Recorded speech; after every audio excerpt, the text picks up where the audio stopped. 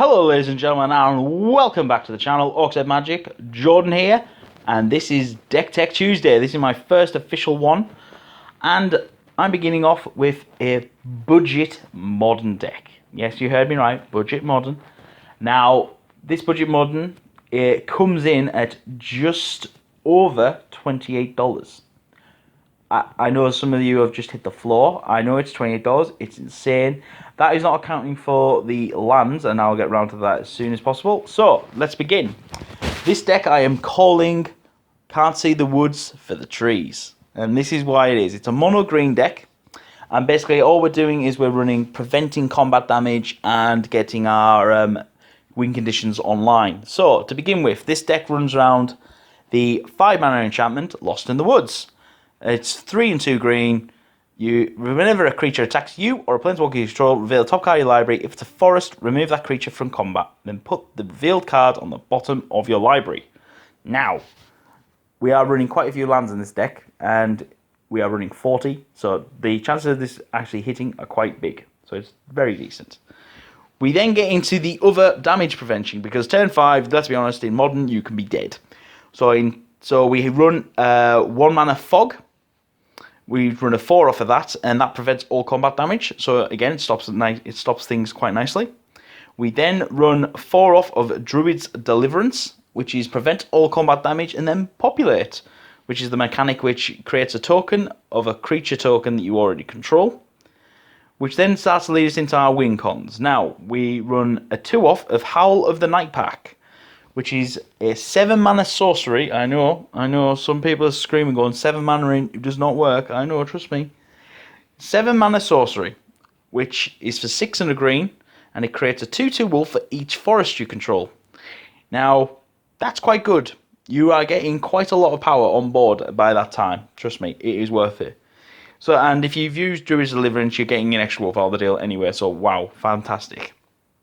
So, this then leads us into our other win con condition, which is a 4 off of Sands of Delirium, which is a 3-mana artifact, which is pay X and then tap it, and target player, i.e. your opponent every single time, will put the top X cards of his library into their graveyard. So basically it's a mill win condition, which is rather sweet.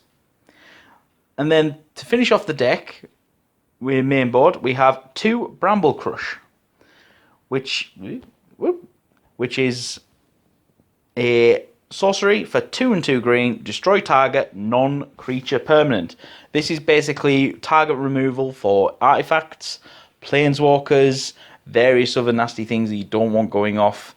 The non-creature bit is a bit hard, but we do have other things in the sideboard that do sort of affect things, and that's where we go. And the only other thing to complete the deck is 40, that's right, 40 forests. Now, one thing I'd highly recommend is that if you want to really annoy your opponent, is not only do you play 40 forests, but you play 40 completely individual separate forests, i.e. not matching. And when I say not matching, I'm talking about go all the way back as far as you can, get white borders, get mixtures, get some foil and some non-foil, just to wind them up, because that will probably drive some people insane, and it will stop them focusing properly. So definitely something worth trying. So, people are already going, well, hang on, Jordan, you've just gone through all that, and that's not $20 odd. It isn't. That main board itself comes to just under $7, which is insane. The majority of all the money on the deck is in the sideboard, which we've got some spicy things in the sideboard, which obviously, as I've always said, you can build the sideboard that you want. I just give you a general rough guide of what you can do with it, but it's certainly something that you can think on. So, to begin our sideboard, we run a 2 off of Worldspine Wurm. Now, this thing is insane. If you get it off, it's hilarious. Worldspine Wurm is a an 11 cast creature. It's an 8 and 3 green. It is a 15/15 with trample. And when it dies, you create 3 5/5 green worm creatures, tokens, with trample. And when Worldspine is put into the graveyard from anywhere, you shuffle it into its owner's library. Now, we run a 2 off of that. That is just generally for a bit of fun. If you can get, if the games are going long, that's definitely a fun card to play with. And plus, the only way to stop it is if they exile it on counter, which, you know, there's not that many in Modern that run around the Exile on the counter. We run a 4-off of Jaddi Offshoot. This is for generally aggro strategies. The Jaddi Offshoot is a 1-mana, it's a 1-drop, it's a 0/3, it's a defender, but it has landfall, so whenever a land enters the battlefield under your control, you gain 1 life. Again, rather sweet, works quite nicely. So it's just generally to stop the heavy, aggressive aggro strategy. Can work against burn to a degree, but it's not hugely great. You know, there's lots of things to work around on that. We then run off a 2-off of Beast Within. Beast Within is an instant, which is for 2 and a green, destroys target permanent. It controls, creates a 3/3 green beast creature token. You can use this on a wolf. You can use this depending how you want. You know, this can get rid of creatures, artifacts, planeswalkers. This can get rid of what you want, and you can do whatever you like with it, which is rather sweet. So it's definitely something to consider. We then have 3 Creeping Corrosions, which is for 2 and 2 green, which is a sorcery and destroy all artifacts. This is to go against an affinity matchup, the Scrag Reds, the various horrible artifacts that get used throughout Modern that basically destroy things. So it's one way of getting around things quite nicely.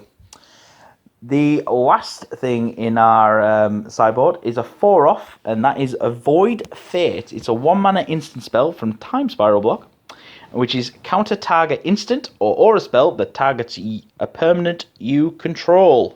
So this is basically protection for our Lost in the Woods. This allows us to focus on just keeping the board clear and stable. It's generally going up against the control strategies. A lot of control strategies tend to have auras or instances that will target things. So it works out quite nicely. And that concludes my first ever official Deck Tech Tuesday, and I'd like to say thank you. Again, lots of positive responses for this little series we've started doing. We'd like to remind you to hit that like button if you've enjoyed the Deck Tech. Also, please subscribe to the channel. We are getting on now. Once there are 100 subs, we're doing another giveaway, and I know people are starting to get excited about that. And yeah, please comment below if there's anything you'd like to know. I'll say we've started getting comments on the Deck Techs, and the guys and myself are all happy to answer any questions you got. So, signing off from Orcside Magic, this is Jordan. Catch you guys later. Goodbye.